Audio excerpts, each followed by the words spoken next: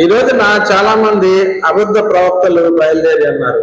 William బ్రానహం అని, Mormons అని చెప్పి, సెవెంత్ డే అడ్వెంటిస్టులు అని, క్రీస్తు సంఘం అని, ఇలాగా యెహోవా సాక్షులని రకరకాలైనటువంటి వారు ఈ రోజున మరి ఎవరైతే విశ్వాసులు ఉన్నారో, ప్రభువుని తెలుసుకున్నారో వారి దగ్గరికి వచ్చి మరి మీ యొక్క పాస్టర్లు మంచి వాళ్ళు కాదు, ఆ బోధ తప్పు అని చెప్పి వీరు ఎవరికి ఒక యేసుక్రీస్తుని ఎరుగునటువంటి వారికి వీరు సువార్త చెప్పరు. అలాగే వీరి చర్చెస్ లో దేవుణ్ణి ఆరాధించరు, ఆ వాయిద్యములు వాయించరు, చప్పట్లు కొట్టరు, దేవుని స్తుతించరు, మహిమపరచరు.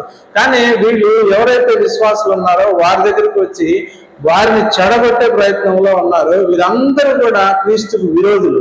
అందుకోసమే ప్రభు ముందే చెప్పాడు, మత్తయి సువార్త 7వ అధ్యాయం 15వ వచనంలో, అబద్ధ ప్రవక్తలను గూర్చి జాగ్రత్త పడి వారి గొర్రె చర్మం కప్పుకున్నటువంటి తోడేళ్ళు వీరితో చాలా జాగ్రత్తగా ఉండమని చెప్పారు.